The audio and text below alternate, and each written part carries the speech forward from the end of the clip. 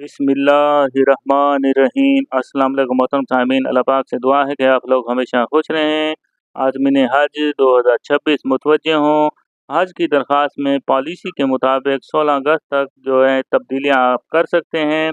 यानी आज़मीन हज जिन्होंने अपनी दरख्वास्तें जमा करा दी हैं या जमा करा रहे हैं, ये बात भी ज़हन नशीन है कि 11 अगस्त से 16 अगस्त तक जो गैर रजिस्टर आज़मीन हज हैं, वो भी अपनी दरख्वास्तें आप जमा करा सकते हैं। उनके लिए भी ये खोल दिया गया है। और 16 जो 15 नामज़द बैंक हैं, आपने वहाँ तक अपनी ऑनलाइन पोर्टल के ज़रिए भी अपनी दरख्वास्त जमा करा सकते हैं।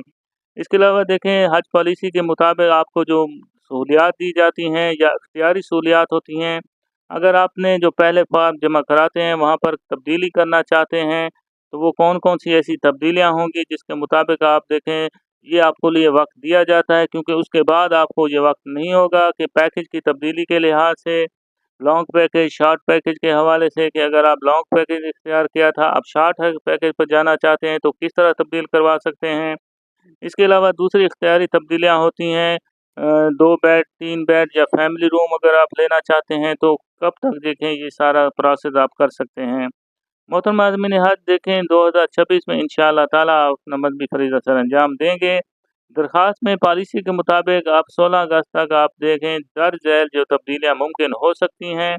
कवायद में तब्दीली, पैकेज में तब्दीली आप कर सकते हैं। यानी अगर आप कवायद के अंदर देखें तो आपके जो शनाख्ती कार्ड नंबर होता है, पासपोर्ट नंबर होता है या आपका फैमिली जो भी बैकग्राउंड जो कुछ भी आप फार्म के अंदर लिखते हैं, अगर कोई गलती हो जाती है तो उसके अंदर भी तब्दीली कर सकते हैं। पैकेज की तब्दीली के हवाले से भी देखें, ग्रुप की तब्दीली के हवाले से भी देखें कि और इसके अलावा देखें जो बैंक वाले शॉर्ट हर पैकेज से लॉन्ग और लॉन्ग पैकेज से शॉर्ट हर पैकेज हवाले से भी आप कर सकते हैं। इसके अलावा अगर आप चाहते हैं कि आपका रवानगी का मकाम अगर लाहौर सेलेक्ट किया गया है, अगर आप इस्लामाबाद से जाना चाहते हैं या कराची या किसी और शहर से जहाँ से फ़्लाइट जा रही हो हज के हवाले से, वहाँ भी तब्दीली करना चाहते हैं, तो उसके लिए भी अब आपके पास 16 अगस्त तक ये टाइम मुकर्रर है। इसके अलावा ग्रुप मेंबर का इज़ाफ़ा आप करना चाहते हैं कि अगर आपके ग्रुप के अंदर 9 अफ़राद हैं, अगर आप किसी और को अपने ग्रुप में ऐड करना चाहते हैं, कोई और फैमिली मेंबर, तो वो भी आपके लिए अभी ऑप्शन मौजूद होगा। इसके अलावा देखें कमी करना चाहते हैं तो वो भी हो सकता है। इसके अलावा देखें इख्तियारी सहूलियात में ये इज़ाफ़ी रकम आपको अदा करना पड़ती है कि अगर आप 2 बेड वाला रूम लेना चाहते हैं, 3 बेडरूम वाला लेना चाहते हैं या 4 या 6 वाला, ये सिर्फ़ महरम जो होंगे आपके रिश्तेदारों के लिए होता है, यानी फैमिली के लिए होता है। इसके अंदर भी अगर आप तब्दीली कराना चाहते हैं तो ये भी आपके पास अभी ऑप्शन मौजूद है, जिन्होंने रजिस्टर हैं या जिन्होंने भी दरख्वास्तें जमा कराई हैं। सरकारी हज स्कीम 2026 हज दरख्वास्तों के वसीले का अल्हम्दुलिल्लाह देखें पहला मरहला मुकम्मल हो चुका है, जिसके मुताबिक अखराजात की जो पहली किस्त है और मज़ीद दरख्वास्तों की वसूली 11 से 16 अगस्त 2025 तक पहले आइए पहले पाई की बुनियाद पर जारी रहेगी।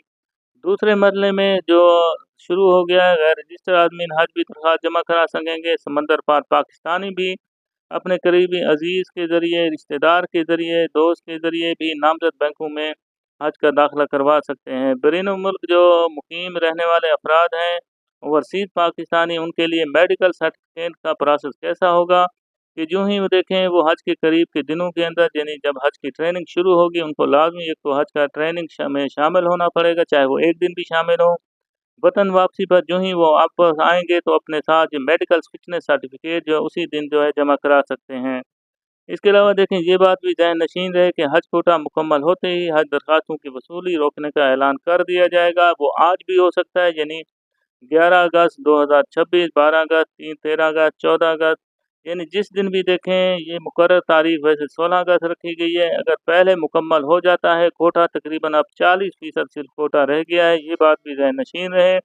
लिहाजा जिन्होंने अभी तक अपनी दरख्वास्तें जमा नहीं कराई हैं, वो पहली फुर्सत के अंदर जाकर अपनी दरख्वास्तें फ़ौरन जमा करा दें, कहीं फिर देर ना हो जाए और पछताने से कुछ हासिल नहीं होता। तो लिहाजा देखें, आपके पास अगर 5 लाख रुपए हैं और दूसरी रकम भी आपके पास इतनी ही मौजूद होगी, तो आप ये तकरीबन नवंबर तक देखें दूसरी जो किस्त है आपको जमा करानी होगी। लिहाजा ये आपने दरख्वास्त जाकर जमा कराने, अपने आईडी कार्ड, पासपोर्ट नंबर लेकर जाना है। पासपोर्ट और आईडी कार्ड आपने जमा वहाँ नहीं कराना है, सिर्फ़ देखें उनकी फ़ोटोकॉपी भी उनके साथ लगेगी।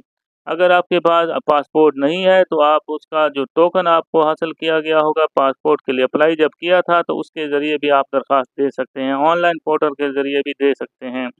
तो ये इन्फॉर्मेशन देखें वज़ारत हज उम्रा की तरफ से जारी कर दी गई है, तो आज़मीन हज से बार-बार यही गुज़ारिश की जा रही है। मकसद वीडियो को बनाने का यही है ताकि जो आज़मीन हज हैं, जो रह चुके हैं, वो अपनी रजिस्ट्रेशन या नॉन रजिस्टर भी हैं, तो वो भी करा सकते हैं।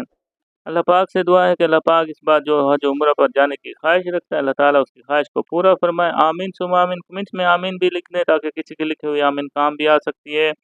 और वीडियो को अपने दोस्तों के साथ व्हाट्सएप ग्रुप के अंदर भी शेयर कर दिया करें ताकि ज़्यादा से ज़्यादा लोगों तक ये इन्फॉर्मेशन पहुँच जाए और इसका अजर व सवाब भी आपको हासिल हो सकता है। अल्लाह पाक हम सब का हामी नासिर हो। अल्लाह हाफ़िज़।